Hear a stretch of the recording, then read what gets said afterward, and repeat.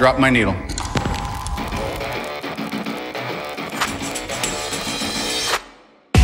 Bonjour, je suis Bruno Soulez, je suis un dev, D-E-V, pour différents, extraordinaires et visionnaires. Bienvenue dans If This Then Dev, le podcast qui veut résoudre le problème avant de passer au dev.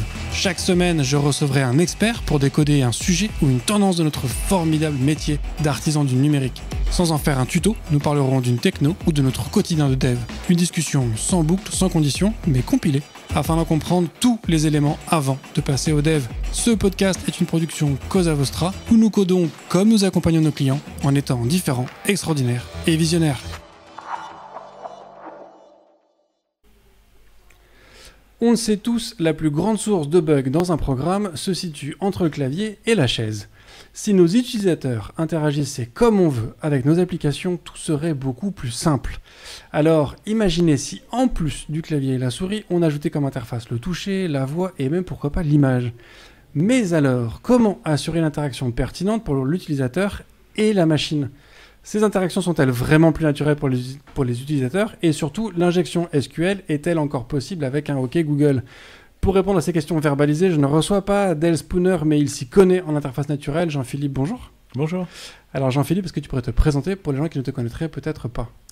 Alors, je m'appelle Jean-Philippe Ancos, je travaille dans l'innovation depuis une vingtaine d'années. J'ai bossé dans des startups au début sur des sujets complètement différents qui sont les bases de données, objets, orientés objets, graphes d'objets en mémoire, ce genre de choses. Et puis, progressivement, j'ai vu apparaître le monde du web se transformer en monde social, mobile, et puis l'Internet des objets et toutes ces technologies qui nous permettent de mettre le mobile de côté et puis de commencer à interagir avec les machines. Et donc, depuis, je continue à travailler sur ces sujets qui mélangent dev, UX, tour de magicien et un petit peu toutes ces choses-là. Voilà. Alors, t'es pas non plus Sylvain Mirouf, mais j'aime bien cette idée de magicien. Donc, pour toi, le téléphone mobile qui était quand même, surtout avec l'innovation d'Apple, avec cet écran multitouch, on a quand même eu un pas assez important qui a été franchi dans les interfaces. Pour toi, ce pas-là, de quitter le clavier et la souris, c'était pas suffisant comme... Ouais, en fait, j'ai même carrément sauté ce pas-là. C'est-à-dire que je suis passé beaucoup des interfaces web et toutes les interfaces traitement des données au web social, où là, on avait une explosion de données parce qu'en fait, on avait les utilisateurs, les user-generated content, tout ce qui est commentaires, avis, etc., qui sont arrivés avec plein de nouveaux usages. Et puis, le mobile n'a fait que permettre à mettre dans la main plutôt que derrière un clavier ces interfaces-là. Et en plus, commencer à amener de l'IoT. Parce que dans un mobile, il y a un accéléromètre, il y a du tactile, il y a ce genre de choses. Sympa, mais quand même limité, fermé, surtout côté Apple, bordélique, parce que c'est des frameworks différents qui changent à peu près toutes les semaines, ce qui est un petit peu pénible. Et puis est arrivé, en fait, moi en parallèle, depuis très longtemps, j'étais passionné de domotique, et je me disais, ce serait trop cool si je pouvais parler à mon ordinateur, dire « allume la lumière » et boum, la lumière s'allume. Il y a un effet un peu waouh qui se fait. Et en creusant ça, j'ai vu que après les couches de techno étaient disponibles. Et donc, je me suis lancé là-dedans et j'ai creusé un peu tous les sujets derrière. Donc, on parle de la voix, on parle de la vision, on parle des hologrammes, on parle de tous ces trucs qui peuvent être sympas jusqu'au contrôle par la pensée, la génération d'odeurs, toutes ces choses-là qui ont un niveau de maturité plus ou moins fiable. Et en fait, mon métier dans tout ça, c'est un peu de débullshiter la tech. En ce moment, j'imagine qu'en tant que dev, vous entendez tous parler d'intelligence artificielle, la rêve, les machines qui vont nous détruire. Et en fait, mon rôle, c'est justement de faire revenir les gens sur Terre en disant que l'AI, c'est pas n'importe quoi. Il faut être sérieux et ça reste quand même limité et basique. Voilà. Ouais, il y a eu effectivement un emballement sur les capacités de l'IA et de ce qu'on arriverait à faire. Et puis, il y a une espèce de déception. Certains parlent d'une ère glaciaire de l'IA, c'est-à-dire que on revient un petit peu à des ambitions un peu plus raisonnables, on va dire, et du coup, on a l'impression que ça n'avance plus, alors qu'en fait, c'est juste qu'on était parti un peu trop dans les rêves avant, quoi. Ouais, en fait, c'est tous ces sujets. C'est IA, c'est blockchain aussi, où c'était la fête. C'est réalité virtuelle et augmentée, qui est à la marotte depuis X années. C'est l'Internet des objets. C'est, je vais fabriquer un objet, des tonnes de projets Kickstarter qui se lancent, et puis 3 ans plus tard, des gros flops. Et donc, l'idée, c'est de trouver justement ces briques de Lego qu'on va assembler pour pas réinventer la roue, et pour inventer des nouveaux usages, et plugger notre code dans ces sujets-là. Oui, parce que la domotique aussi, moi ça fait quoi ? C'est presque 20 ans que j'entends parler de la domotique, qu'on en rêve. Je crois qu'il y a même 20 ans, il y avait Microsoft qui avait créé une maison hyper connectée, hyper intelligente, et on pensait que ce serait partout accessible, et puis en fait, il y a quand même aussi une déception de ce côté-là, quoi. Ouais, c'est mon chemin de croix depuis 10 ans. En fait, en 2012, je commençais à faire des cons sur Sarah. Et en fait, Sarah, c'était deux parties. Une partie en disant si on faisait une courbe d'attraction de la domotique, de manière à ce que simplement, quand je vais allumer une lampe, quelle que soit la marque en dessous ou la techno en dessous, je puisse avoir une API et puis pouvoir requêter. Et de l'autre côté, si je branchais des choses cool, du genre la voix, les gestes, la vision, etc. Et donc, mon discours, c'était de dire homogénéiser ces API. Et le problème, c'est que nous, en tant que dev, on a vécu IE6, on a vu que c'était horrible de faire des choses propriétaires. Dans le monde du hard, chaque fois que tu ne vends pas un produit, ils perdent de l'argent, parce que c'est un monde physique, on ne peut pas faire de copier-coller. Donc c'est une culture qui est différente de la culture open source, ce qui fait que c'était très difficile de dire vous allez ouvrir vos API, ouvrir tout ça. Et même en 2020, Google a encore énormément de mal, là ils ont lancé encore un nouveau standard, un énième, pour pouvoir parler de manière homogène à tous les objets. Mais bon, il y a beaucoup de mieux et on arrive quand même à faire des choses sympas. Ouais. Alors, avant de se concentrer uniquement sur l'IoT, qui est une partie du sujet qu'on risque de traiter aujourd'hui, donc tu viens aujourd'hui nous parler des native UX, native UI. Est-ce que déjà tu peux nous décrire un petit peu qu'est-ce que ça représente, qu'est-ce qu'on met sous ce terme-là? Alors, ce que je mettrais, parce que c'est un peu un terme détourné, c'est toute la manière dont nous pouvons interagir avec les objets. Jusqu'à présent, nous avions le mobile avec un certain nombre de capteurs qui sont de plus en plus présents. Et l'idée, c'est de se dire, est-ce que de manière plus fluide, on pourrait rajouter des choses? Donc ça va être la voix, ça va être la vision. Alors voix avec la synthèse vocale, mais aussi avec la reconnaissance vocale, la vision d'objets, de visages, toutes ces choses-là. Je sors mon anti-sèche parce qu'il y en a beaucoup et ça peut vous intéresser. Il y a l'haptique. Donc l'haptique, c'est les vibrations dans votre manette de console, mais ça peut être aussi, ici pour ceux qui ont la caméra, une ceinture qui va vibrer en fonction d'informations sur votre corps. Donc par exemple, vous faites tirer dessus et c'est à gauche que vous allez vibrer. Donc ça fait un feedback supplémentaire. On commence à avoir des écrans qui vibrent. Ça va être des objets connectés fluides, typiquement un déconnecté. Donc je lance mon dé et le chiffre automatiquement est envoyé par une API au service. Donc j'ai plus à faire de choses compliquées, à aller chercher une app sur mon téléphone. C'est naturel, c'est fluide. Et puis on commence à avoir des choses plus sympas comme l'odorat, générer des odeurs ou détecter des odeurs, la pensée, les robots et tous ces sujets encore plus larges. Et pareil pour les écrans, vous avez l'habitude de vos écrans, mais commence à arriver des écrans holographiques, 3D, etc., qui sont assez sympas. Parce que oui, c'est vrai que ce qui est intéressant dans ce que tu évoques, c'est qu'effectivement, quand on parle d'interface, il faut que ça aille dans les deux sens. C'est-à-dire que quand on parle de la voix, il faut une capacité à pouvoir parler à sa machine, mais que la machine puisse nous parler. La vision, pareil, dans les deux sens. L'odorat dans les deux sens, bon, je pense que ça me paraît encore un petit peu abstrait, on va dire, pour beaucoup, ce qu'on pourrait faire avec l'odorat. En revanche, tu viens du coup d'évoquer, tu viens de terminer avec les aspects holographiques et écran 3D. Dans quelle mesure est-ce que, moi, je pourrais interagir avec un hologramme? C'est-à-dire qu'un hologramme, moi, j'y vois surtout une représentation qui me permet, moi, de percevoir quelque chose. Mais comment est-ce que moi, je peux interagir avec? Justement, en fait, il va falloir capter le monde extérieur. Donc, il y a une première problématique qui est j'ai besoin d'afficher un écran. Donc, un écran, une interface web, et puis je choisis mon écran. Mon écran, il est holographique ou pas, c'est pas grave. On a un affichage. Et ensuite, il y a qu'est-ce qu'il y a autour de mon écran, dans le monde extérieur? Comment je peux interagir? Alors, je pourrais interagir à la voix. Donc, à ce moment-là, il faut un microphone. Je parle, il entend, il réagit en fonction. Ce qu'on fait sur les miroirs, ce genre de choses, parce que les miroirs, on n'a pas le droit de toucher le miroir, sinon on met des traces de doigts. Avec une table, ça va être du tactile. Mais si jamais j'ai une caméra, maintenant, on a la reconnaissance de gestes. Donc, je peux faire des gestes dans l'environnement, et donc ça peut aussi être une chose. Qu'est-ce qu'on peut avoir d'autre? Ça peut être des surfaces tactiles qui commencent à arriver. Donc en fait, c'est des propriétés physiques. Typiquement, alors pareil pour ceux qui ont la caméra, ça c'est une impression 3D d'une surface conductive. Donc, en gros, l'électricité du corps passe par l'objet et touche l'objet. Alors à quoi ça sert? Typiquement, j'ai fait un bar connecté et vous voulez vous servir un mojito. Le problème pour faire ce genre de choses, c'est qu'à la voix, en soirée, on ne vous entend pas. La qualité audio n'est pas bonne. Donc du coup, on branche une électrode sur une pomme, une poire, une banane, et au moment où tu touches la pomme, l'électricité du corps passe par la pomme, qui passe par le fil, et qui fait juste un appui de clavier en disant c'est le produit A, B ou C. Et là, on a l'interaction naturelle. C'est-à-dire que j'ai bêtement appuyé sur une touche de clavier, mais d'un point de vue humain, j'ai touché un produit et boum, le liquide du produit est sorti sur mon verre. Donc voilà, c'est le côté storytelling mélangé à l'interaction native. Et alors, quelles sont les grandes évolutions qu'on a connues sur ces technologies? C'est-à-dire que on voit que clairement la voix, on a l'impression que c'est pas terminé, mais on a quand même bien avancé avec les OK Google, Hey Siri et compagnie. On voit qu'il y a quand même une capacité qui est quand même assez intéressante. Est-ce que pour toi, il y a encore beaucoup de chemin à faire, ou est-ce que du coup maintenant, il faut se concentrer sur d'autres types d'interactions? Alors il y a deux branches. Alors, si je prends juste l'historique, grosso modo autour de 2005, la voix était native dans Windows et on commençait à avoir des choses intéressantes, mais c'était des commandes vocales. 2012, l'arrivée de Siri, Sarah, Amazon, Alexa, etc. On a des choses sympas. À l'époque, j'avais codé un truc avec un angle de commande vocale. Donc, ça marchait très bien, mais sur des commandes qui matchaient bien. Et puis arrivé en 2015, vraiment une révolution de l'intelligence artificielle, où là on prend le problème dans un autre sens. On n'essaye pas de matcher des commandes vocales, on essaye de comprendre ce que dit la personne. Donc transformer l'audio en texte, le texte en intention. Et ça, pour la voix, mais aussi pour la vision. Je montre une image, et parce que j'ai appris cette image-là, je réussis à la reconnaître. Ça s'est stabilisé, ça s'est amélioré au fur et à mesure du temps jusqu'à 2020. Aujourd'hui, on parle de neurovoice. Donc les neurovoice, c'est des voix de synthèse tellement bonnes qu'elles représentent l'humain.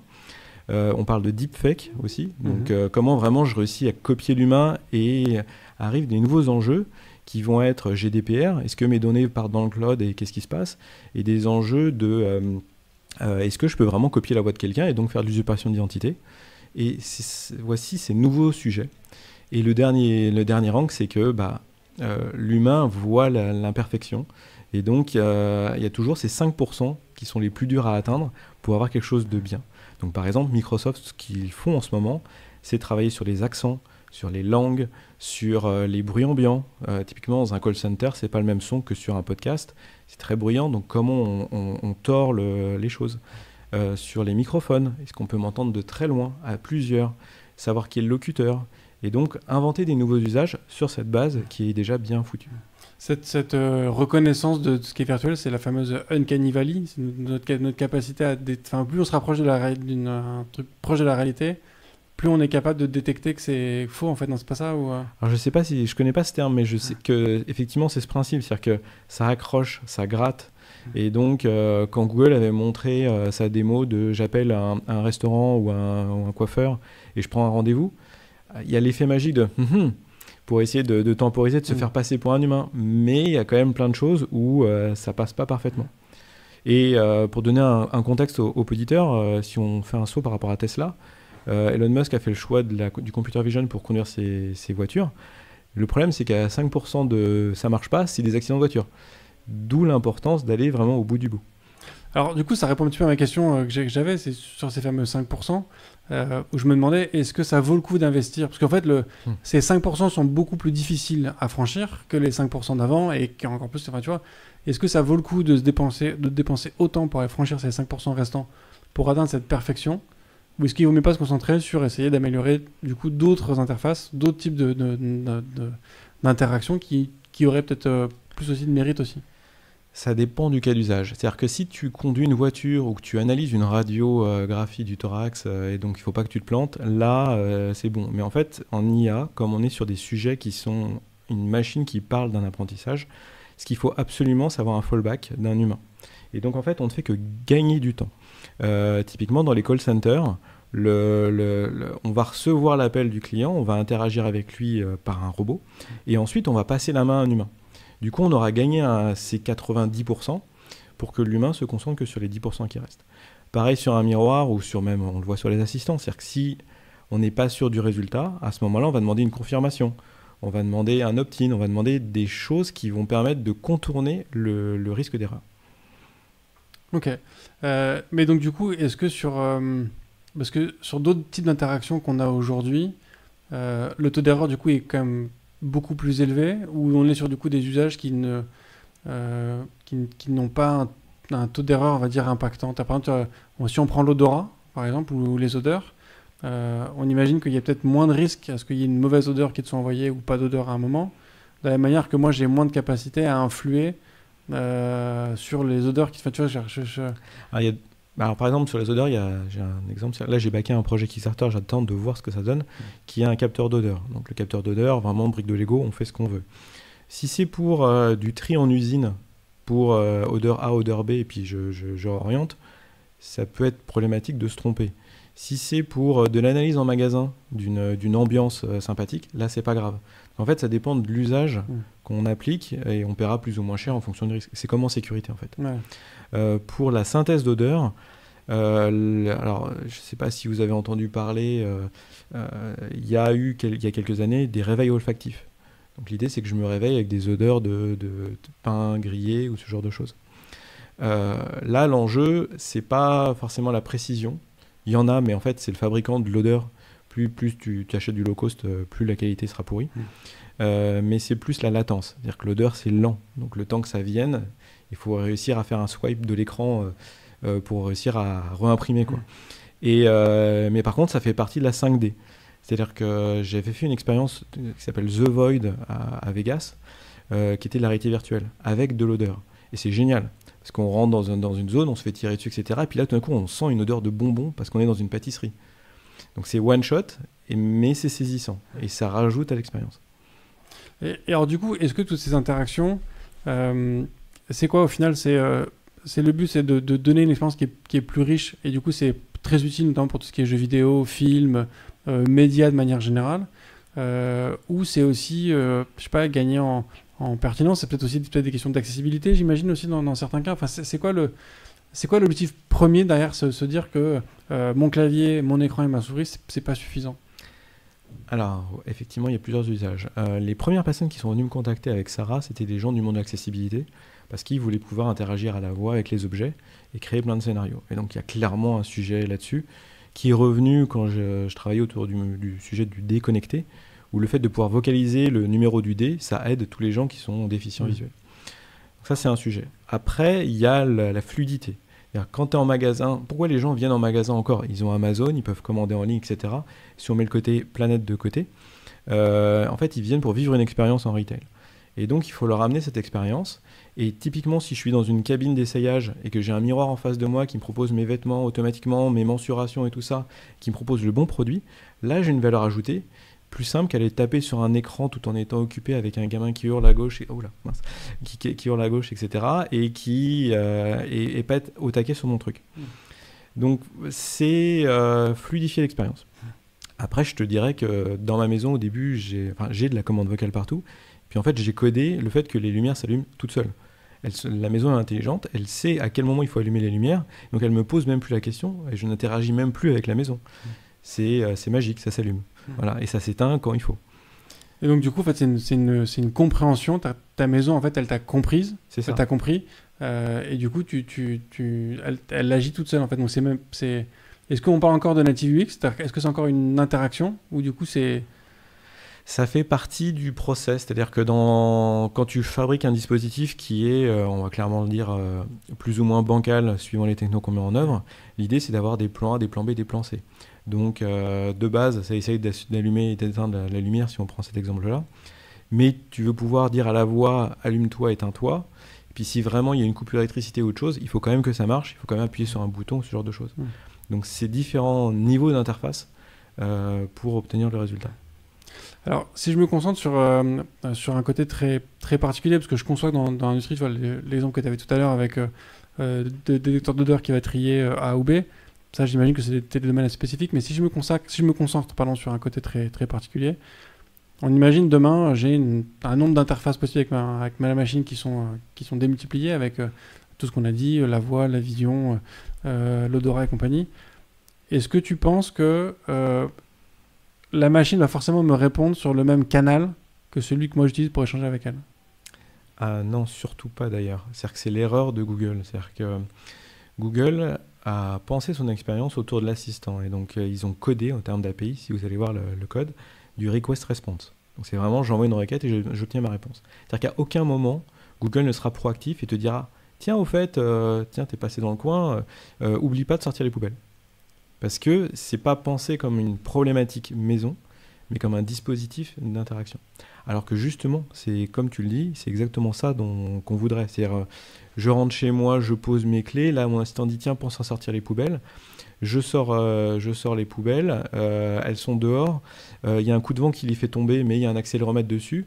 Et là, l'assistant me dit « Ah tiens, fais attention, les poubelles sont tombées parce que... Enfin, peut-être parce qu'il y a du vent ou autre chose. » Et c'est ça qui fait la magie de l'assistant, c'est ce mélange d'interaction avec des canaux différents.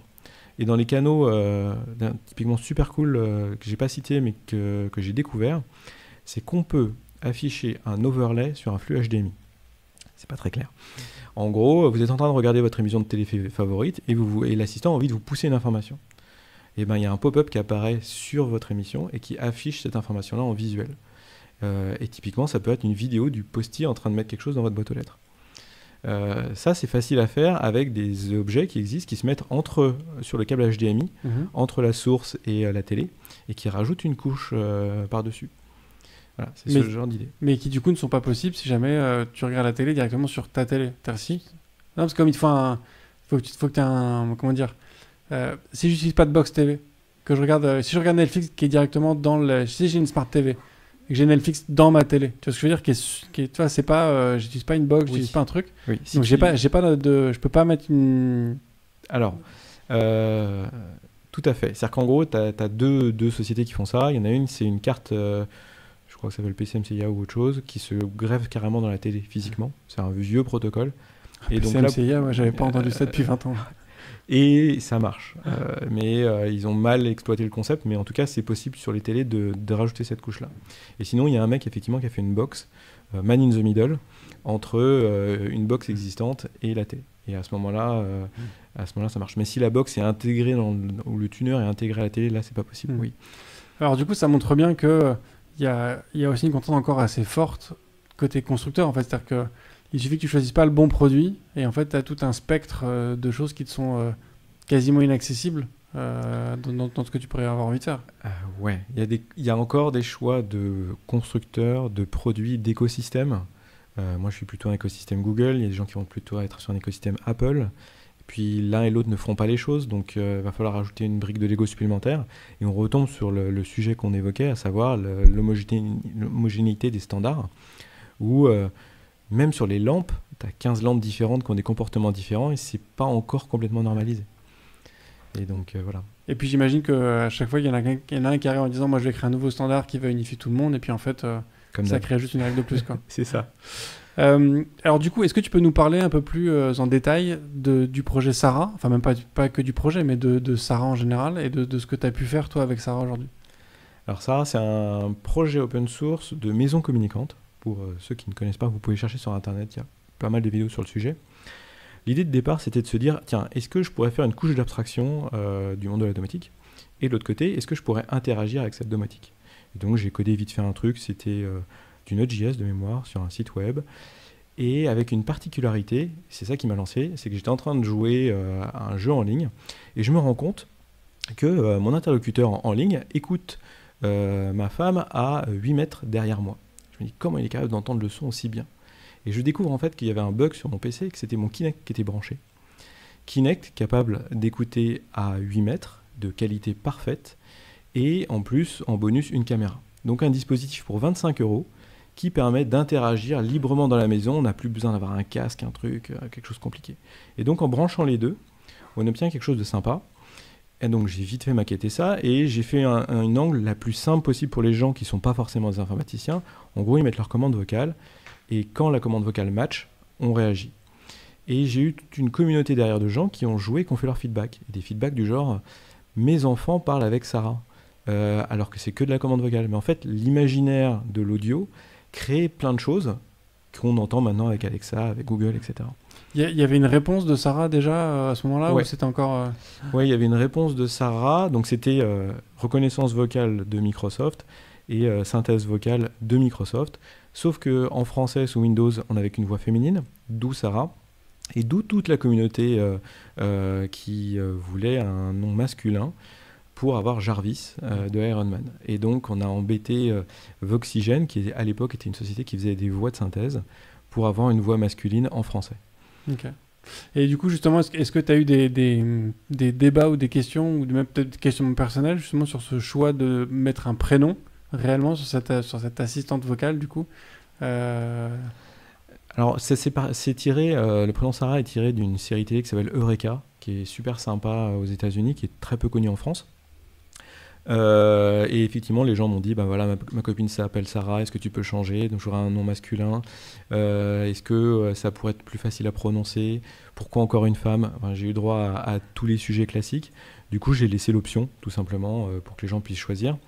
Pour moi, techniquement, c'était un trigger. C'est-à-dire que si j'écoute toutes les paroles, c'est compliqué. Je précise, à l'époque, j'écoutais en local parce que c'était un PC Windows qui faisait le traitement. Et le fait d'avoir un trigger, ça permettait de directement se dire « Ah tiens, j'ai quelque chose à faire ».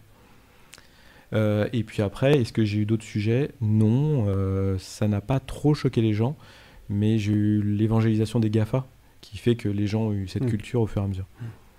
Et donc du coup, tu as commencé avec ce prototype assez simple. Et aujourd'hui, c'est quoi la gamme de produits disponibles ou de projets disponibles? Alors, j'ai commencé avec Sarah jusqu'à 2015 à essayer de faire 3 versions en open source. Alors, ce qui est marrant en termes de métriques, c'est que je passais plus de temps à gérer la communauté qu'à développer. C'est bon à savoir quand vous lancez un projet open source. Les développeurs de Bootstrap ont eu le même souci. Et ça s'est arrêté en 2015 parce que vraiment il y avait un saut de technologie avec justement la reconnaissance vocale et l'IA. Et Sarah en fait était une fausse excuse pour tester plein d'autres choses. Donc j'ai fabriqué une table connectée, donc on interagit avec la table et on voit les problématiques associées. J'ai fabriqué un miroir, j'ai fabriqué un animatronique, donc un objet. Est-ce que Sarah pourrait avoir un visage? Qu'est-ce qui se passe s'il y a un visage? Est-ce que l'imaginaire des gens change? Parce que quand on n'a pas une image, chacun se fait un reflet de cet être de maison. À partir du moment où on montre un Terminator, on se dit « Oh là, qu'est-ce qui se passe? Est-ce que ça a vraiment du sens ?» Et puis, l'haptique, les boutons, enfin voilà. Comment fluidifier l'expérience à travers ce thème qui est Sarah et puis les nouveaux sujets. Et pour l'anecdote, bêtement, si vous essayez de faire une table connectée, il y a une problématique web de base qui est que autour d'une table, on est plusieurs autour de la table. Et toutes les interfaces, Linux, Windows, etc., sont pensées pour être dans un sens. Donc la personne qui est de l'autre côté de la table ne voit rien. Et il n'est pas possible de retourner les fenêtres pour les tourner vers soi. Mais Microsoft m'a dit non, c'est pas prévu dans WPF. Et c'est le cas pour plein d'UX. Donc voilà, ça donne ce genre de détails qui est intéressant de comprendre en mettant les mains dedans. C'est intéressant aussi cette notion de complexité qui n'en paraît pas une. C'est-à-dire qu'on se dit que retourner un objet, c'est extrêmement simple. Tu vois, on t'apprend à le faire à peu près 1 mois et demi, voire peut-être même moins que ça. C'est marrant de se dire qu'on a ce niveau de complexité-là dans la technologie aujourd'hui. Est-ce que tu crois qu'on aura toujours ce type de complexité? C'est-à-dire qu'on aura toujours un moment où on se dira, bah tiens, en fait, moi, dans le monde physique, je peux faire ça de manière naturelle, je peux pas le faire dans l'informatique, c'est casse-pied. Ou est-ce qu'on arrivera à les effacer pardon, tous les uns après les autres? En fait, je pense qu'on va coder l'humain un petit peu. C'est-à-dire qu'on a appris à l'humain qu'il y avait un grille-pain en haut à droite dans le menu burger, enfin le menu burger, qui permet de faire telle et telle chose, et il le cherche. Bon, bah maintenant, en fait, les enfants de la génération alpha, ils vont toucher la télé pour aller la swiper. C'est normal, enfin, ils ont vécu sur des tablettes, donc voilà. Donc aussi, pareil, ils sont codés par rapport au hardware. Et donc, c'est comme ce qu'on a vécu dans le monde du web, mais on déborde dans le monde physique avec des trucs un peu normalisés sur comment on fait les choses. Et c'est ça qui va simplifier un peu l'expérience, parce que tout le monde va un peu suivre les schémas. Par contre, d'un point de vue test utilisateur, c'est plus l'enfer, parce que là où tu balances tes tests unitaires sur ton code, éventuellement des tests visuels, c'est quand même assez galère pour que ça marche partout. Imagine des tests physiques, où là, il faut que tu prennes l'objet, tu le poses, tu le touches, ou tu parles, enfin, ça devient vraiment compliqué. Donc c'est aussi un des challenges à venir. Ou alors il faut faire des simulations de tes tests. Enfin, tu simules un environnement 3D où tu essaies de voir comment est-ce que les gens interagissent avec ton objet. Tu fais une simulation de l'objet. Tu vois, est-ce que tu fais un peu en mode les Sims, mais du coup tu fais un... Oui, mais est-ce que c'est un vrai test ou pas? Ça reste... En fait, le problème, c'est que le bug vient du monde réel. Un truc que je me suis rendu compte bêtement, c'est que je faisais la reconnaissance gestuelle. Ultra basique. J'ai les points du corps, et puis quand mon poignet dépasse ma cage thoracique, c'est que je fais un swipe. Et donc quand je lève le bras, il se passe des trucs. Quand je baisse le bras, il se passe des trucs. Et bien malin, je me suis dit, tiens, je vais allumer une lampe en levant la main. Je lève la main, la lampe s'allume. Le problème, c'est que je fatigue, donc je baisse la main et la lampe s'éteint. Donc j'ai l'air tout bête. Et c'est pas anodin, parce que Nest a rappelé tous leurs détecteurs de fumée, parce que les gens, quand ils paniquent, ils agitent les mains. Et ils avaient prévu une fonctionnalité pour que quand le détecteur s'allume tout seul, tu fais un geste de la main et les détecteurs se coupent. Donc quand il y a eu le feu, les gens ils font au secours, au secours, au secours. Ils agissent la main, ils coupent le détecteur et du coup il n'y a pas le feu. Sauf qu'il y a vraiment le feu. Donc voilà, donc, ça peut être grave les tests utilisateurs. Ce qui est marrant du coup je trouve aussi c'est que en fait ces interactions natives du coup comme on les appelle, en fait elles détectent aussi des lacunes dans des interactions qui sont aujourd'hui égulées. Tu parlais des fenêtres tout à l'heure qu'on peut pas retourner. L'interface d'un OS ça fait 30 ans, 40 ans que c'est comme ça. Comme tu l'as dit, les gens sont habitués, ils savent que ça fonctionne comme ça. Et pourtant, en voulant ajouter un truc, on découvre qu'en fait, il y a tout un panel de choses auxquelles on n'a jamais pensé. Ça n'a jamais été un problème de se dire qu'il faut que je puisse mettre ma fenêtre à l'envers. Est-ce que du coup, on va à un moment... est-ce que tu penses qu'il y a des interactions qui vont disparaître? Est-ce que... je pense pas que l'écran va disparaître, mais tu vois, est-ce que tu crois que certaines interactions vont en éclipser complètement d'autres? En mode, en fait, c'est pas pratique de faire ça, donc du coup, on oublie complètement et on en fait une autre. Ou est-ce qu'il va y avoir une espèce de... Tu vois, parce que ce que tu décris, en fait, on a l'impression que tout va fonctionner ensemble. Mais d'expérience, quand on est dev, on sait que le rêve de tout va fonctionner ensemble, ça n'arrivera jamais. Enfin, c'est pas possible, quoi. C'est pas vraiment une question, mais enfin, voilà, c'est quoi ton... En fait, je pense que Madame Michu, elle va commencer... Alors, moi, c'est ce que je conseille, c'est-à-dire qu'elle commence déjà par se mettre une alarme. Et puis après, son alarme, elle va s'allumer de manière intelligente et elle rythme, par exemple, dans le cas de la maison, le rythme de vie de la maison. Puis du coup, ça va allumer ses caméras. Parce que voilà, quand t'es pas chez toi, donc l'alarme, donc caméra. Et puis, ça va rythmer les lumières. Parce que si t'es pas chez toi, on éteint les lumières automatiquement, on les allume. Et puis, comme ça, en rajoutant des briques de Lego, au fur et à mesure, on va avoir quelque chose de fluidifié et cohérent. Et peut-être que ce sera un architecte d'intérieur plus qui t'expliquera en fait les bonnes étapes, les bonnes pratiques, ou un designer, ou un scénariste, ou autre chose. Il y a beaucoup d'empathie et de bon sens aussi. C'est-à-dire que, imaginons une scène, je suis dans un magasin, et puis j'ai une table, donc c'est ce que réfléchit Crédit Agricole, par exemple, sur le conseiller de 2025. J'ai une table, et puis je veux montrer son prêt depuis ma table connectée à lui. J'ai envie de lui tourner le dossier vers lui. Donc ça, par exemple, c'est le genre d'interface qui vont apparaître dans les OS. Comment ça va être codé si c'était moi, je le coderais en web, parce que ce sera plus facile. Si Microsoft veut ou un autre veut capter de l'attraction sur ces sujets-là, ils vont faire un OS un peu spécifique qui le permet. Mais naturellement, en fait, les besoins vont se faire ressentir et donc des choses vont être développées. Ok. Dans les interactions, du coup, on parlait aussi de cette notion de feedback. J'ai fait un épisode il y a longtemps sur ce podcast, c'est un des premiers que j'ai fait. On parlait d'IoT.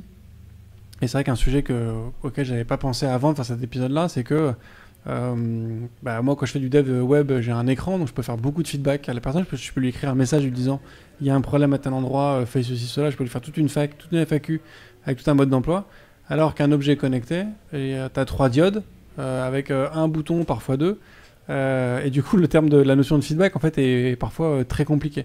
Là, toi, dans ce que tu nous décris, on peut se dire que tu as un potentiel de feedback qui est quasiment illimité, mais en même temps, comment je peux réussir à donner un message d'erreur uniquement sur de la voix? Enfin, tu vois, oui, il faut réussir à ce que vraiment il y a un partage parfait de l'échange entre tout ça. Du coup, il y a quand même un besoin d'intelligence extrêmement élevé dans un système central, j'imagine. Tu as 2 niveaux de feedback. Tu as le niveau immédiat où tu es en train de débugger ton objet, tu veux du feedback. Après, ça dépend de la capacité de l'objet pour avoir les choses. Donc, tu parlais des diodes. Là, typiquement, sur mon miroir, j'ai la chance d'avoir un écran, donc j'ai des petits messages qui s'affichent pour avoir du feedback, ça s'est bien passé, ou même du feedback UX en disant, voilà, je suis en train de te prendre en photo, comme ton Android t'affiche maintenant l'icône de la caméra pour dire attention, je te prends en photo. Et puis après, il y a le feedback au niveau méta.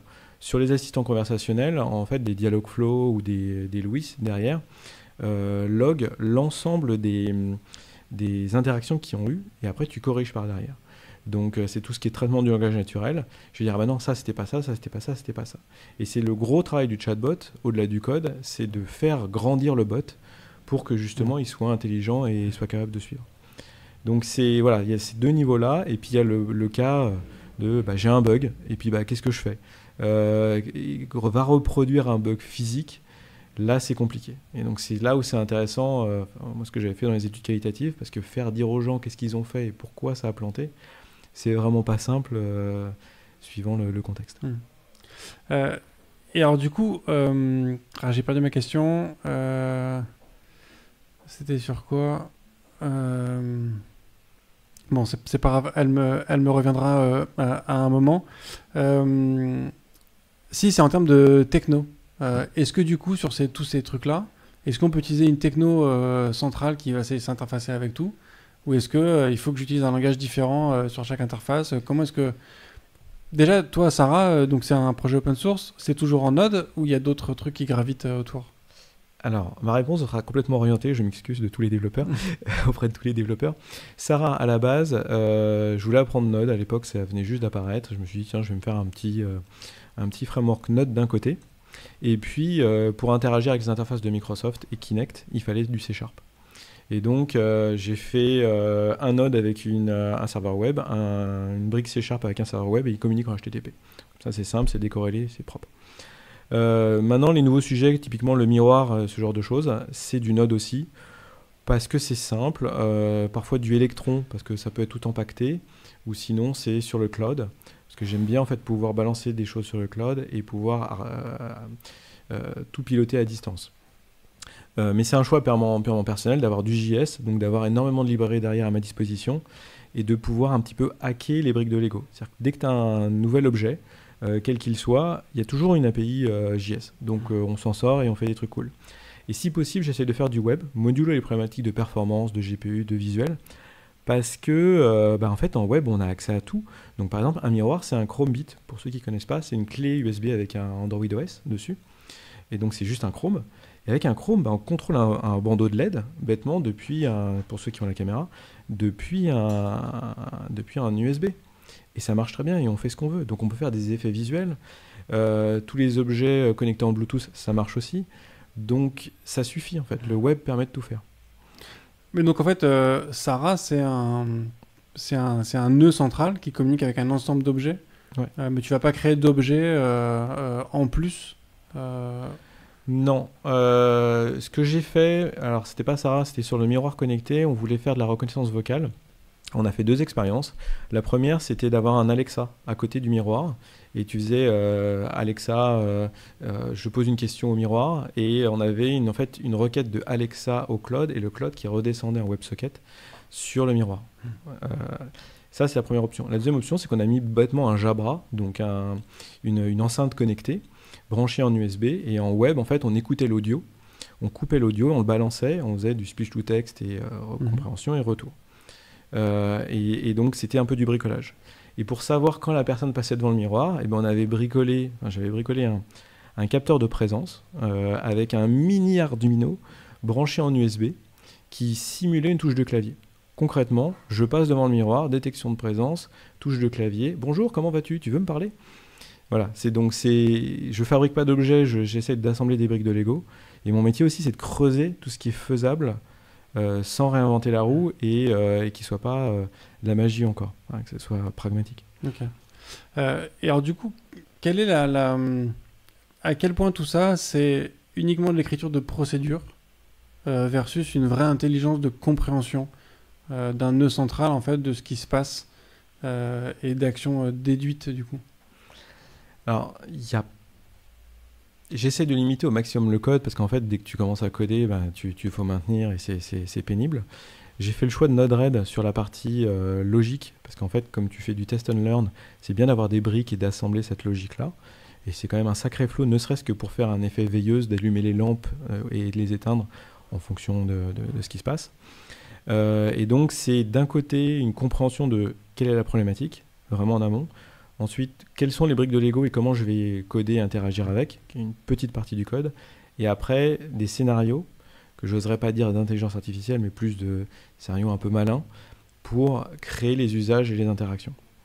Et effectivement, je ne vais pas parler d'IA parce que ça n'existe pas, mais je vais parler de briques d'IA. Par exemple, sur un miroir connecté, on avait une histoire, on voulait proposer des tutos make-up. Et donc je prends une palette Sephora, je la montre au miroir. On dit, voilà, je veux ça, ce qui paraît naturel. Et là, le miroir, il prend en photo, il reconnaît l'image et il dit, tiens, je vais te présenter le tuto, et il joue la vidéo. Donc concrètement, c'est une prise de photo et c'est une requête à une API de reconnaissance d'image qui va faire les choses. Donc, oui, il y a de l'IA, mais il n'y a pas une espèce de super IA centralisée, un petit peu comme Minority Report. Non, pas dans Minority Report, je me trompe, dans Person of Interest. Ok, d'accord. Voilà. Il n'y a pas encore de ce genre de choses parce que c'est trop compliqué. Et on a du temps, donc pour les devs qui veulent s'y mettre, n'hésitez pas à regarder parce que en ce moment, sans être méchant, ce que proposent Google et Alexa, c'est nul.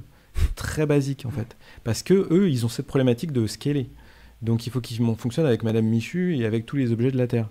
Donc ils peuvent juste allumer une lampe. Donc si vous voulez commencer à faire des scénarios un petit peu plus poussés, c'est à vous de les coder. Donc il y a encore quelque chose à jouer à la fois sur l'UX et sur la partie code. Ok. Mais alors du coup, les enjeux sont à quel niveau? C'est surtout sur l'UX et le code, parce qu'il y a aussi des enjeux peut-être côté hardware, j'imagine. Enfin, c'est quoi le... Alors, deux enjeux. Le premier, c'est pour les entreprises qui veulent se mettre sur le sujet. Nous, les équipes qu'on avait fait, c'est des équipes pluridisciplinaires avec des gens qui sont technico-fonctionnels et des fonctionniko-techniques. Pourquoi? Parce que si tu te concentres sur ton code et que tu codes comme un bourrin et que tu réfléchis pas aux usages derrière, c'est mort, ce sera nul. Et à l'inverse, si le fonctionnel il fantasme sur les trucs sans être dans la réalité du code, ça ne marchera pas. Donc il y a besoin de petites équipes qui réfléchissent à justement quelles choses on veut avoir, et c'est très difficile de trouver des profils comme ça qui sont ouverts sur ces sujets-là. Après, au-delà de ça, en fait, comment dire, les enjeux à venir, ça va être des enjeux plus de choix. C'est pas de hardware, parce qu'en gros, si ça n'existe pas, tu attends 3 ans pour que ce soit fabriqué, donc ça n'existera pas. Plus de choix de hardware. Est-ce que je dois utiliser une caméra pour reconnaître les gestes ou la présence, ou est-ce que j'utilise un capteur, pour ceux qui ont la caméra comme ça, qui est beaucoup plus efficace? Lui, c'est 0 ou 1. Ça marche pas. Et en plus, ça consomme pas d'énergie. Donc, suivant le cas d'usage, je vais faire plutôt un choix d'un capteur plutôt que d'un autre pour avoir une expérience la plus sympa possible. D'accord. Et après, c'est des enjeux de sécurité. C'est sûr que si je stream H24 ma caméra sur le web, ça va pas le faire. Ne serait-ce qu'en bande passante, en termes de sécurité, en termes de scalabilité, voilà. Donc ça va aussi des choix malins n'envoyer que ce qui est nécessaire. Oui, ces aspects de sécurité que tu évoques, est-ce que c'est uniquement des notions d'accès à l'information, mais du coup peut-être aussi un risque de push d'informations vers l'utilisateur non sollicité ou non demandé? C'est le gros stress de Google. C'est-à-dire que la notification proactive, par exemple, je suis rentré chez moi, pense à sortir les poubelles, Google a extrêmement peur que ça se transforme en bienvenue chez toi, tu es obligé d'acheter 3 couches culottes. Et c'est pour ça qu'ils ne permettent pas en termes d'API, pour l'instant, enfin, c'est un peu tordu pour le faire, du push notification. C'est voilà, des informations non sollicitées, du spam, ce genre de choses. Et sur les API sécurité, il y a aussi cette notion de device fantôme avec du coup une capacité comment ça s'appelle déjà le truc qui ont été créés par les Anonymous là, qui leur permet de faire des DDoS de manière assez... ils ont des machines fantômes qui leur permettent de faire des pings sur une IP donnée. C'est laser, je crois, quelque chose comme ça, je ne sais pas comment ça s'appelle. Mais donc du coup, est-ce que ça... Parce que ces projets-là, ça te rajoute beaucoup d'objets connectés en fait au final. Est-ce que c'est aussi une faille de sécurité ou c'est plus un sujet aujourd'hui?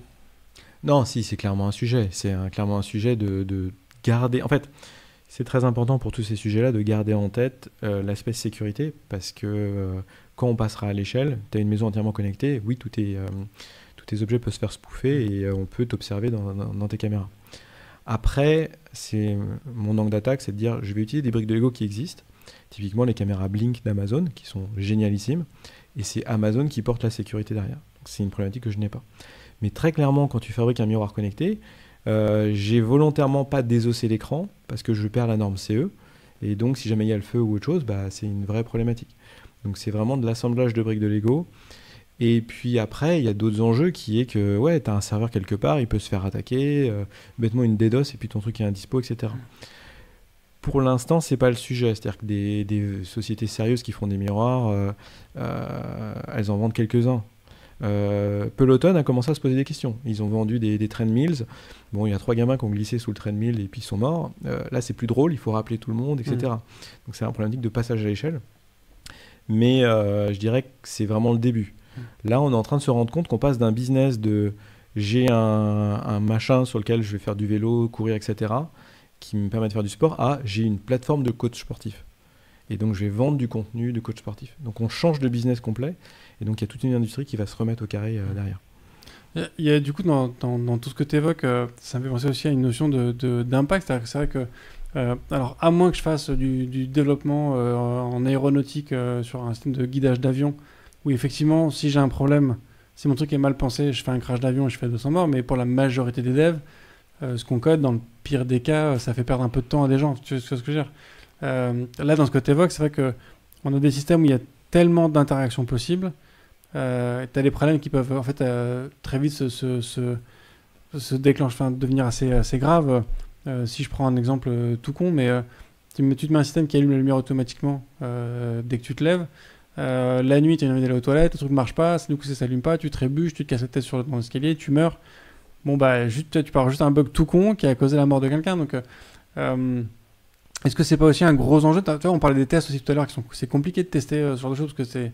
Est-ce que c'est pas aussi un des gros enjeux en fait, c'est que tu as une surface, alors c'est pas une surface d'attaque, mais tu as une surface de problèmes potentiels qui est démultipliée, qui est exponentielle par quasiment pour chaque interaction native et interaction active que tu ajoutes à ton applicatif. Oui, je suis d'accord avec toi. Deux choses. Déjà, si tu commences à coder sur un système de paiement pour LVMH et que tu perds une milliseconde, ils vont perdre des millions et ils vont pleurer et ils vont se suicider. Après, c'est sûr que si tu codes un truc dans ton coin, effectivement, tu peux tomber dans l'escalier. Et moi, régulièrement, j'ai mes lampes qui ont des soucis jusqu'à ce que je débug le truc. Et donc, c'est vraiment un objectif de test and learn. Et ça arrivera et c'est pour ça que Google est lent, quand Madame Michu aura quelque chose d'ultra fiable. Après, vu qu'on utilise des briques de Lego qui elles-mêmes sont protégées, jamais ta tondeuse va te sauter dessus.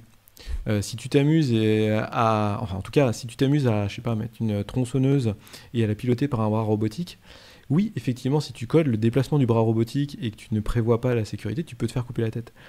Mais par contre, la tronçonneuse elle-même ne fera pas d'erreur, de rouille, etc. Ce sera prévu à l'avance.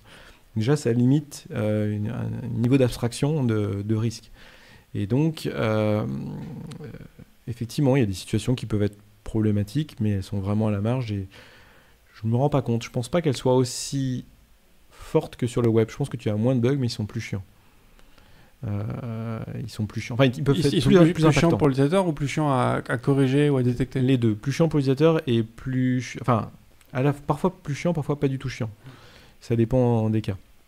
Et c'est tout l'enjeu pour que ce soit accepté, c'est que ce soit fluide. Voilà.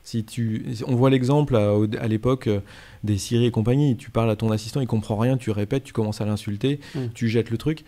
Voilà, c'est un exemple de mauvaise expérience et il faut que ce soit fluide pour que ce soit accepté. Ouais. Et on revient peut-être aussi à ce qu'on disait tout à l'heure, c'est que cette fameuse uncanny valley, c'est-à-dire que quand je regarde un film en 3D, un film d'animation, plus ils font un truc qui est absolument ouf techniquement, plus je perçois que c'est pas vrai. Tu vois, c'est une espèce de que c'est pas un truc, c'est pas un humain vivant, c'est pas un vrai humain.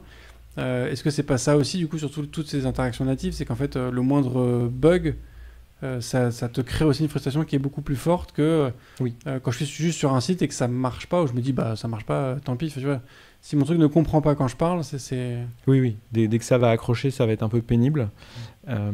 Et par contre, la chance qu'on a, c'est qu'on a les auteurs de science-fiction avec nous. C'est-à-dire que les gens s'attendent aussi, enfin, chance et malchance, les gens s'attendent à un truc de ouf. C'est-à-dire que quand on te présente une table connectée, tu attends qu'il y ait un hologramme qui sorte de la table et puis que tu aies des fusées de partout. Faut pas que je tape dans le micro. Et donc voilà. Et donc si tu ne leur fournis pas un niveau d'expectation si haut, ils seront déçus aussi. Donc c'est aussi un autre challenge à faire. Oui, parce que ça me fait penser, parce que je vois aussi dans le chat Grumpy qui évoque effectivement un tabletop que moi je vois beaucoup sur TikTok en ce moment. C'est une table de salon, une table basse avec je sais pas combien de jeux dessus. Du coup, tu peux jouer à plein de trucs avec ta famille. Ce que tu me fais penser, ce que tu racontes me fait penser aussi à ce qu'on quand tu regardes Star Wars, eux quand ils ont une table connectée, t'as un jeu d'échecs en hologramme qui se projette sur le truc et effectivement c'est pas la même c'est pas le même niveau d'interaction. Mais du coup, toi, est-ce que tu vois ces produits qui se lancent comme cette tabletop que j'évoque? Qu'est-ce que tu en penses? Alors, le premier objet que j'ai créé, c'était une table connectée, et puis j'ai développé en web un virtual tabletop pour le jeu de rôle en ligne. Donc tu places tes figurines, tu les déplaces, tu as tes interactions, etc.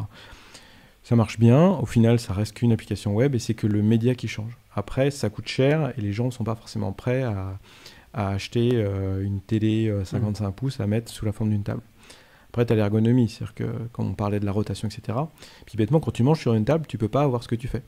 Donc c'est d'autres problématiques là-dessus. Maintenant, au CES, chaque année, il y a 2-3 projets que je vois qui font ce genre de choses. Et je dirais que mon mojo, entre guillemets, c'est de chercher les choses les plus intuitives. Et j'aime beaucoup les travaux d'Étienne Mineur, des éditions volumiques, qui va chercher à connecter le papier, plutôt qu'à de faire un gros objet électronique. Enfin, un gros objet électronique, jeter des dés dans un entonnoir hyper spécifiquement pour avoir le truc, c'est nul. Avoir un truc un peu élégant qui soit fluide, c'est sympa. Le papier, c'est conducteur, tu peux faire des expériences vraiment sympas. Donc c'est là où il faut choisir le curseur. Et puis après, il y a d'autres choses qu'il faut regarder. J'ai en tête, pour ceux qui veulent creuser le sujet, il y a les écrans holographiques, donc c'est la fameuse pyramide inversée. Je m'étais amusé à mettre une tablette, une pyramide inversée, un Kinect, je capture la personne et je la projette dans la pyramide. Et là, tu as Obi-Wan Kenobi, vous êtes mon seul espoir. Voilà, ça c'est facile à faire parce que la caméra 3D capte la personne et l'injecte. Mais derrière, il y a tout un staff à mettre en place, etc. Le projection mapping, c'est génial. C'est-à-dire que tu prends un vidéoprojecteur et tu projettes sur des zones. Du coup, tu as une expérience qui est assez sympa. Mais pareil, c'est un setup qui coûte de l'argent et tout ça, mais aussi à creuser. Et là, récemment, j'ai vu un truc, pour ceux qui veulent regarder, c'est des displays 360. C'est très con, c'est une boîte de Springle, dans laquelle vous mettez une feuille, dans laquelle vous mettez, je sais pas, le menu du McDo ou ce que vous voulez. Et vous la faites tourner très rapidement, avec une fente dans la boîte de Springle.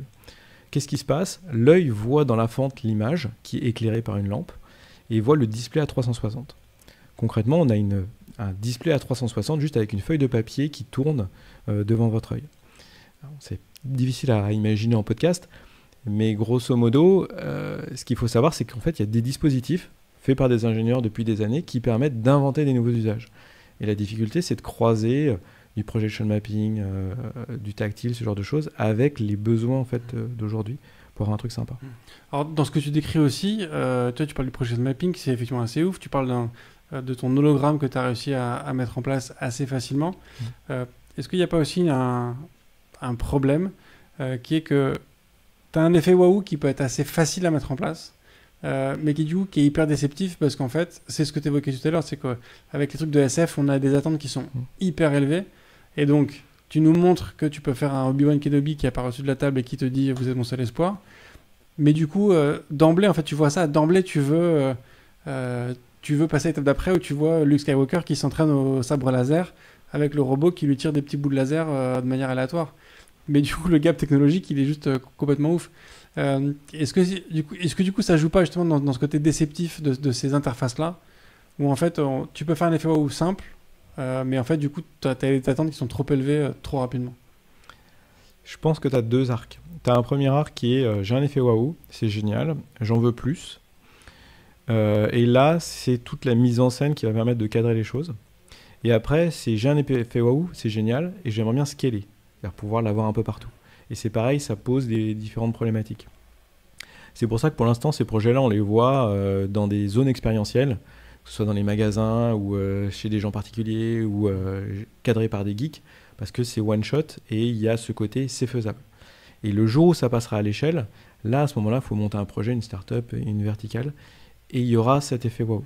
Et effectivement, pour l'effet wow++, je pense que tu as envie, mais si actuellement on a des choses quand même vraiment super sympas et ça suffit pour l'instant. Les gens vont en demander plus, c'est sûr, mais pour avoir fait des expériences de VR avec vraiment la totale, tu ressors, t'es quand même avec des trucs sympas. Et pourtant, je suis difficile et t'as quand même des choses qui sont sympas, suffisantes pour satisfaire les personnes. Okay.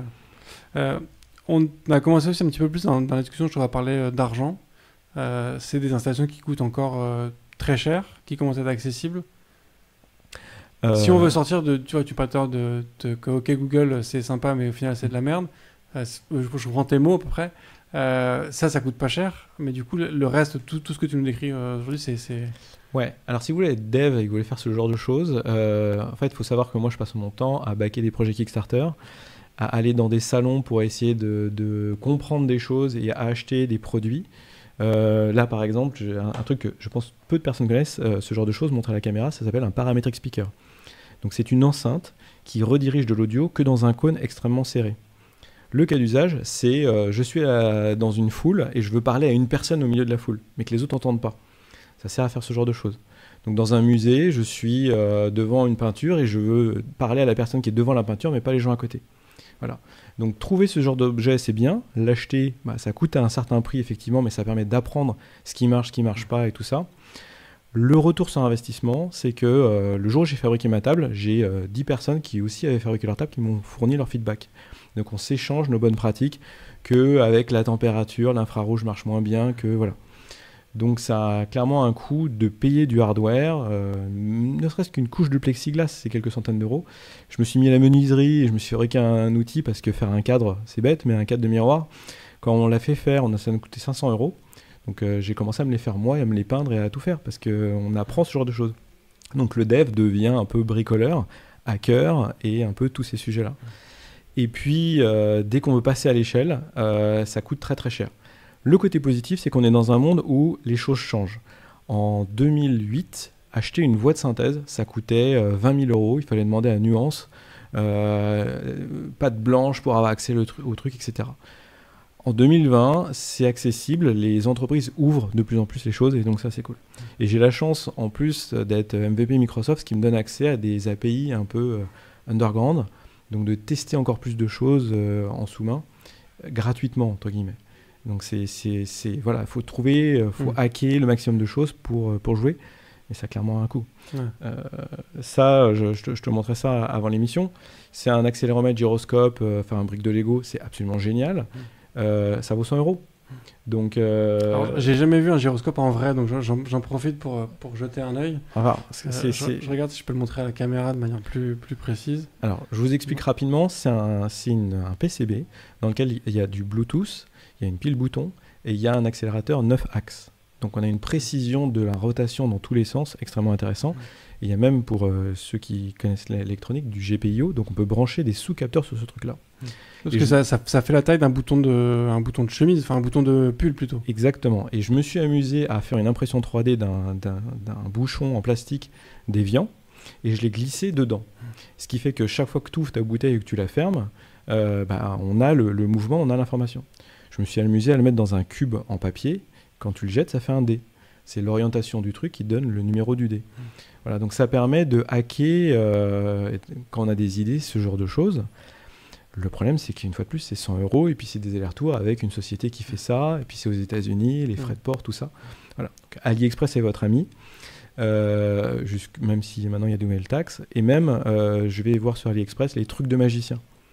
Parce qu'on trouve des encres, on trouve des poudres, on trouve des objets qu'utilisent les magiciens dans leurs shows et qu'on peut nous réutiliser dans la tech pour d'autres cas d'usage. Donc c'est pareil, ça permet d'ouvrir les chakras et de se dire ah bah tiens, ça serait pas mal de faire ça de telle manière, etc. Donc t'es quand même un peu Sylvain Mirouf. Je sais pas. Autre sujet aussi, tu l'as passé très vite tout à l'heure, c'est RGPD. Ouais. Parce que du coup, dans tout ce qu'on évoque sur ces interfaces natives, moi, de ce que je perçois, il y a aussi un côté plus... On donne encore plus de choses que ce qu'on donne aujourd'hui quand tu es même sur un Facebook ou un Google, où pourtant on leur donne beaucoup de choses. Mais là, on parle vraiment des caméras qui sont chez toi, des capteurs qui te disent quand tu es là, quand tu n'es pas là. Enfin, tu vois, il y a des informations qui sont quand même très, très personnelles. Ça, vis-à-vis de RGPD, vis-à-vis aussi des fuites de données, comment ça se positionne aujourd'hui ? Alors, il y a deux niveaux. Je dirais qu'effectivement, si tu achètes une caméra chinoise, il ne faut pas s'étonner que ça parte n'importe où. L'autre jour, j'avais acheté sur AliExpress une petite imprimante thermique et puis j'ai regardé la librairie qui permettait de la piloter par Wi-Fi et je voyais qu'il y avait une URL en Chine, en fait. Tu avais un aller-retour Chine pour imprimer ton truc. Voilà. Une fois qu'on a mis ça de côté, quand tu achètes une caméra d'un GAFA, c'est une sécurité de GAFA. Donc, pour ma part, j'ai assez confiance sur ce genre de choses. C'est plus facile de te braquer au moment où tu sors de chez toi que d'aller commencer à hacker tes caméras, même s'il y a un risque. Et puis après, il y a effectivement le bon sens de pas faire n'importe quoi sur toute la tuyauterie, l'architecture qu'on met en place, à partir du moment où on commence à interconnecter des choses. Avec un modulo qui est que make it work, then make it fast. Donc déjà, essayer de faire une expérience qui soit super cool, locale en tant que dev, c'est vachement cool, tout en gardant effectivement cet aspect scalabilité et sécurité pour l'avenir.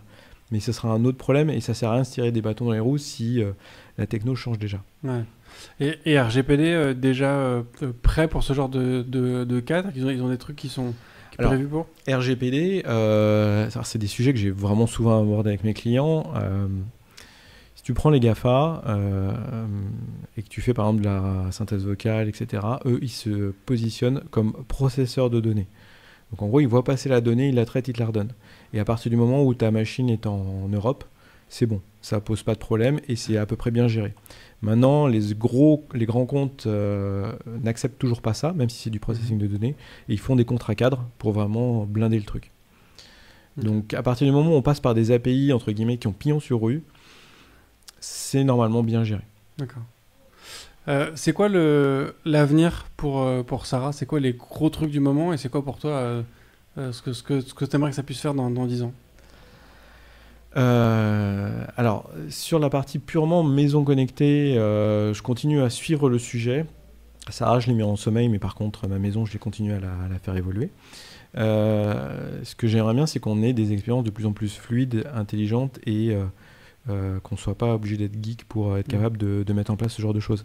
C'est en train d'arriver, mais je trouve qu'il manque plus d'expérience utilisateur. Typiquement, bêtement, comprendre les systèmes de notification dont on parlait, ou les interactions entre la télé, la radio, ta voiture, etc., qu'il y ait quelque chose de plus fluide et qu'on commence à avancer dans ces domaines-là. Alors, il y a une autre thématique qui est en train d'arriver, c'est le métaverse, qui, à mon avis, va pousser ça. C'est-à-dire que le métaverse, on le voit souvent sous l'angle réalité virtuelle. C'est-à-dire que j'ai une couche d'abstraction du monde par rapport au monde physique. Et à l'inverse, l'IoT va aussi faire un lien avec ce genre de choses. C'est-à-dire que d'un côté, j'ai le monde physique avec... voilà, je vis normalement. Et on va avoir une espèce de digital twin qui sera le métaverse, où j'aurai la version virtuelle de ma maison avec mes capteurs dedans qui vont remonter de la data, puis j'en fais quelque chose ou pas. Et à ce moment-là, j'ai des scénarios qui vont pouvoir se créer. Et ça, on s'en sortira à partir du moment où on aura un métaverse qui sera, entre guillemets, cohérent, où voilà, ma maison virtualisée est la même que celle du voisin, que celle de l'autre voisin. À ce moment-là, on pourra faire tourner des modèles de données qui diront, OK, à tel moment, il faut allumer la lumière, il faut éteindre, il faut faire telle interactions. Et c'est en ça que je le vois. Mais cette notion de métaverse que tu évoques, c'est quoi? C'est une maison qui vit uniquement dans un monde de réalité virtuelle, un peu comme un Second Life, un vieux jeu ou... En fait, le concept du métaverse, c'est le fait c'est poussé par Facebook et d'autres sous l'angle de la VR en disant on va numériser le monde. Donc on passe de Google Maps à ce qu'il y a à l'intérieur des maisons avec des technos comme Matterport ou autres, et on en fabrique un jumeau numérique. À partir du moment où on a de l'IoT, on va brancher cet IoT aussi dans ce jumeau numérique. C'est ce qui se passe dans les usines où en gros, les machines balancent de la data. À partir du moment où on a réussi à faire ça sur le monde, après, on va pouvoir créer des services au-dessus de tout ça. Et ce sera homogène, ce sera cohérent. Donc quand tu parleras avec quelque chose d'un peu plus centralisé, normalisé, APIfié, et tu pourras déclencher des scénarios qui seront un peu plus propres. C'est un peu le IFTTT version puissance 10 000. Ouais. Donc en fait, ce métaverse que tu évoques, c'est une représentation de ma maison, de ses capacités, qui du coup crée quasiment une API de ma maison auquel d'autres services peuvent se brancher. Pour vous donner un exemple, regardez Matterport, qui est une super société qui permet de numériser avec une caméra 360 des locaux. On a fait ça dans ma précédente boîte, on a numérisé les locaux et puis on peut mettre dans la virtualité des points. Et il y avait une lampe qu'on avait pris, on a mis un point sur la lampe. Et en fait, quand depuis le web, virtuellement on clique sur la lampe, physiquement elle s'allume. Donc ça permet de faire le lien entre le virtuel et le réel et d'imaginer en fait ce genre de scénario à plus grande échelle. Okay. Alors du coup, on a beaucoup parlé sur les aspects particuliers. Est-ce que sur les pros, il y a une perspective de faire évoluer plus vite les choses, de plus utiliser ces choses-là, ou ça reste un sujet très orienté, au contraire, particulier? Non, les pros regardent ça sous deux angles. Le côté retail, expérience utilisateur en magasin, en boutique, en aéroport. Si vous allez dans les grands aéroports, vous verrez, On commence à avoir des espèces d'avatars virtuels avec lesquels on interagit. C'est pas des miroirs, c'est des vitrines, mais bon, c'est le même principe. Et puis aussi, il y a tout le pan de la factory 4.0, enfin, l'usine de demain, où là, c'est l'inverse, c'est-à-dire qu'on va mettre des capteurs un petit peu sur tous les objets, et puis on va les virtualiser, et puis on va interagir avec eux, voire on va modéliser qu'est-ce qui se passerait si on bougeait tous ces capteurs, et comment se comporterait la fausse usine. Donc voilà, c'est ces deux sujets-là où on commence à avoir des choses, et d'un point de vue purement business, il y a par exemple des boîtes comme Lululemon qui commencent à racheter des gens qui font un miroir. Parce que pour leur emblème de marque, c'est intéressant de commencer à dire, bah voilà, je vais vendre un miroir et derrière, je vais proposer un coach. Et donc, je vais proposer tout un service de streaming, de coaching, etc. Limite, le miroir, je le donne, mais bon, si ça vaut quand même quelques milliers d'euros. Parce que derrière, je vais avoir un abonnement un petit peu à la Apple. Voilà. Et puis, à croiser, bon, là, je fais un pont intellectuel vachement plus large. Le sujet du CES d'il y a 2 ans, c'était ok, c'est vachement bien la voiture autonome, mais qu'est-ce que je vais foutre dans ma voiture pendant 2 heures à pas conduire? Et donc, il y a beaucoup de gens qui réfléchissaient aux interactions dans la voiture. Est-ce que je vais regarder un film? Est-ce que je vais jouer avec des enfants? Parce que mon siège sera tourné, je ne regarderai même plus la route, etc. Et donc, voilà, cette interaction dans la maison, dans le quotidien, se poursuit dans la voiture et on a ces usages qui apparaissent dans la voiture avec des objets. Ok. Canon. Alors je sais que je reviens un petit peu sur le sujet d'avant, mais il y a une question de Grumpy en ligne que je trouve intéressante. On parlait de vie privée tout à l'heure, et ce qu'il évoque est assez vrai, c'est que dans une maison, dans beaucoup de cas, on ne vit pas seul. Du coup, comment est-ce que tu gères la vie privée de chaque individu au sein d'une maison? Tu parlais des notifications qui peuvent arriver et compagnie. Comment est-ce que tu fais pour que les notifs que je reçois ne soient pas visibles aussi par d'autres? Alors c'est un choix. Alors l'angle que j'ai fait, c'est pas forcément le bon choix. C'est que pour moi, Sarah est un être de la maison, donc elle a son calendrier Google Calendar et elle a ses notifications. Et donc c'est elle qui va vulgariser et pousser ses notifications maison. Donc il faut sortir les poubelles, ça s'adresse à tout le monde. La femme de ménage arrive, ça s'adresse à tout le monde, etc. Et après tu as les notifications personnelles et ça fait partie des sujets que j'ai pas mis à 100% en place, parce que tu as ton mobile qui te pousse l'information, et puis tu as aussi, on sait dans quelle pièce tu te balades, parce qu'il y a différentes technos qui permettent de l'avoir, et donc l'idée c'est de te pousser la notification dans la pièce où tu te trouves. Mais pour ça, il faut qu'elle te reconnaisse, il faut qu'elle sache que c'est toi et pas la personne qui vit avec toi ou tes enfants. C'est ça, et donc tu as plusieurs solutions, soit c'est des caméras, reconnaissance faciale, ça marche bien, mais par contre ça coûte un peu cher, et puis question de performance et tout ça. Soit c'est ton mobile qui parle et qui a un réseau Bluetooth et qui dit où est-ce qu'il passe à portée de balise Bluetooth. Et donc il peut dire, bah, tiens, il y a telle personne. Après, c'est qu'un détail, c'est une vraie problématique en soi que je n'ai pas complètement résolue parce que c'est l'effet de la voix et de la banque. Ok Google, où est mon compte, où en est mon compte bancaire? Et là, il vulgarise, tiens, c'est parti, il vulgarise direct ça, alors que c'est des informations qui sont censées être privées. Donc il y a tout un ajustement, encore une fois, d'ergonomie sur qu'est-ce qu'on peut dire, qu'on peut pas dire, dans quel contexte, avec qui autour, etc. L'IA a clairement permis de franchir un pas, j'imagine, dans toutes ces interactions. Donc il y a quand même un gros gain qui a été fait avec tous les gains qu'il y a eu en IA. Donc on peut supposer que dans 10 ans, on sera encore plus loin dans ce qu'on pourra faire en termes d'interface native. Ma question était comment? J'essaie de reprendre ma question. Comment est-ce que toi t'envisages qu'est-ce que tu projettes dans 10 ans? Ces interfaces sont de plus en plus... En fait, non, voilà, j'ai retrouvé ma question. L'idée, c'est d'avoir des interfaces qui sont de plus en plus naturelles pour nous, êtres humains, avec les machines, pour interagir selon l'instant, selon le besoin, selon chacun, comme tu veux avec la machine. Donc de donner un côté très humain, au final, à tes interactions avec la machine. Est-ce que ça se sera possible tant que notre machine ressemblera à ce genre de choses, à un truc gris, un bloc ou noir, pour reprendre la référence de Black Mirror, ou est-ce qu'il va falloir aussi humaniser physiquement l'interaction qu'on a et donc du coup arriver petit à petit, ou même dans très longtemps, à un humanoïde pour que cette interaction soit vraiment fluide pour nous aussi? Alors, je ne vais pas me lancer dans des Madame Irma, mais par contre, il y a des pistes de réflexion qui sont intéressantes. Je discutais justement avec Étienne qui me disait que ces étudiants, ils n'ont plus ça. Ils ont plus ce gros machin gris là. Ils sont juste un mobile. En fait, ils font tout dessus. Ils font du Photoshop, ils font de l'art, etc. Déjà sur un truc ultra miniaturisé. Donc déjà, c'est une première étape. Ensuite, avec ces interfaces-là, etc., en fait, on n'a presque plus besoin du mobile. On va avoir, nous, comme système d'authentification biométrique pour interagir avec les objets. Et ces objets, ils vont disparaître de plus en plus. C'est-à-dire, chez le coiffeur, tu auras un miroir comme avant. C'est juste qu'il sera capable de te proposer la meilleure coupe et même de faire du upsell si jamais tu choisis tel ou tel truc et telle option au moment de la coupe, quoi. Voire des réducs sur les colorisations et tout ça. Donc, ce sera plus fluide sur un certain nombre d'interfaces. Et puis, d'un point de vue purement hardware, on commence à avoir des PCB souples, on commence à avoir comment dire, un mélange de biologique et électronique qui fait que, par exemple, on a des fils dans les vêtements qui sont de plus en plus connectés. Même les tags NFC et RFID, maintenant, se glissent dans les bouchons de vin, dans les vêtements. Donc, ça se miniaturise de partout. Donc, naturellement, en fait, notre environnement se connecte et fournit de la data. Donc sur cet angle-là, ça va aller très vite et ça va être super fluide. Après, à quelle vitesse, difficile à dire. Souvent, ce qui est très loin arrive vite et ce qu'on pense arriver très vite, met vachement de temps.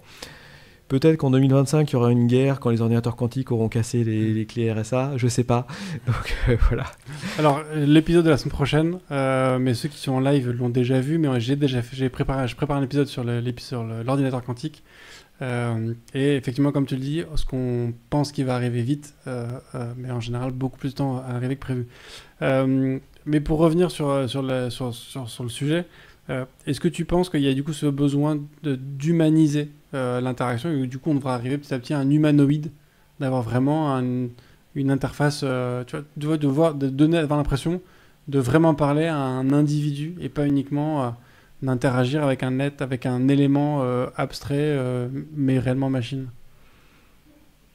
Pas forcément, ça dépend si ça fait sens. C'est-à-dire que si par exemple tu as une marque, on voit ça souvent dans le vocal avec les voix de marque, si tu as une marque qui veut vraiment brander les choses de manière à être personnifiée, c'est ce que fait, il y a des brevets de Disney pour que ces personnages de fiction dans les Marvel arrivent en animatronique et de la synthèse vocale, etc. et commencent à avoir du jeu d'acteurs et ce genre de choses. Bon, c'est la mort des représentants dans les fêtes foraines parce que du coup, ça va être le robot qui va les remplacer. Là, ça a du sens. Par contre, si tu as un automate pour récupérer tes billets bancaires, tu n'as pas forcément besoin qu'il soit gentil, te fasse un sourire, etc. Par contre, dans les technos qui existent, je parle du point de vue des chatbots, c'était amusant de voir qu'il y a des gens qui ont fait des tests sur l'art de la négociation. C'est-à-dire que dans ton chat, la manière d'échanger les phrases, etc., on a tellement de data sur Twitter et les autres qu'on peut le faire en chatbot et qu'on peut t'influencer à payer un truc plus qu'un autre dans un échange de négociation. Donc ça dépend de l'automate en fait. S'il essaie de donner une assurance, il le fera peut-être. S'il veut juste te refiler des billets, il le fera pas. Mais alors, du coup, si je reprends aussi les références de ce qu'on disait en début d'émission, sur les gens qui te demandaient à changer la voix pour avoir Jarvis sur l'assistant de maison. Et si on prend l'univers Marvel où Jarvis est devenu Vision et c'est du coup humanisé, enfin est devenu un être physique, est-ce que tu penses que cet assistant de maison qu'on est en train d'avoir tous de plus en plus dans nos maisons, est-ce qu'il y a un moment où on devrait avoir un majordome humanoïde pour gérer tout ça? Alors, moi je les conseille. Je pense qu'il faut... dans mon cas, j'ai personnifié Sarah et je pense que c'est bien d'avoir l'audio parce qu'on laisse l'imaginaire. Et que dans les tests que j'ai vus, où d'autres personnes me proposaient une image de Sarah, ou quand j'ai essayé de mettre un animatronique, tout de suite tu poses les yeux sur un truc et ça te casse ton imaginaire. Et donc l'aspect voix et même design sonore, ça change tout. Et je trouve typiquement les assistants ne bossent pas du tout sur le sujet du design sonore. Quand tu claques ta voiture, la porte de ta voiture, le plop est censé être assez calfeutré et avoir une odeur, un bruit, si je puis dire, de c'est cher, c'est une belle voiture et c'est robuste. Et c'est pas le même d'une marque à l'autre. Et il y a énormément de travail qui est fait sur ce bruit-là. Dans les assistants, on n'a pas du tout ça. On a un jdong, attention, notification. Il y a peut-être eu du travail derrière, mais très peu de choses. Alors qu'on pourrait faire énormément de design sonore sur ça. Et justement, faire travailler le cerveau gauche des gens. Ok, je vois. Merci beaucoup, Jean-Philippe, pour tout ça. J'aurais une dernière question, qui est une question rituelle dans le podcast FTTD. Est-ce que tu es plutôt espace ou tabulation? Alors, je suis plutôt espace. Super. Merci beaucoup, Jean-Philippe. Merci beaucoup. Et merci à tous de nous avoir suivis jusque-là. J'imagine que cette conversation vous a donné beaucoup d'idées dans ce que vous pourriez faire dans votre maison. N'hésitez pas à contacter Jean-Philippe sur les différents réseaux. Je ne sais pas sur quel réseau on peut te retrouver, Jean-Philippe. Vous pouvez me retrouver sur JP Ancos, sur tous les réseaux, ou mon site web, ancos.net. On vous met bien évidemment les liens dans la description, et vous pouvez aussi aller juste regarder le projet, allez regarder le projet Sarah, vous pouvez participer, le tester, l'implémenter, voilà, et faire beaucoup de choses chez vous. Je pense que c'est hyper fun. C'est vrai que la domotique, on en parle depuis longtemps, mais en fait, on peut faire quand même pas mal de choses aujourd'hui. Merci toujours de continuer à partager ce podcast autour de vous. Cet épisode est enregistré en live sur Twitch aussi. Donc, venez nous rejoindre sur Twitch. Je vois qu'il y a 4 personnes qui ont rejoint la chaîne Twitch pendant l'enregistrement de cet épisode. Et ça me fait super plaisir. Bienvenue à vous 4. C'est vraiment cool de votre part. Et continuez à mettre 5 étoiles sur votre application de podcast préférée. Du coup, on va être aussi bientôt sur YouTube avec la sortie du prochain épisode en vidéo sur YouTube. Donc voilà, c'est cool, c'est fun, c'est une super aventure. Continuez à me proposer des invités, des sujets. Continuez à échanger aussi sur le Discord. Voilà, je pense qu'on est une communauté, on fait un métier formidable, on est une communauté plutôt cool, donc autant que ça continue. Je vous remercie, je vous souhaite une bonne fin de semaine, je vous dis à la semaine prochaine, et d'ici là, codez bien. Merci à tous.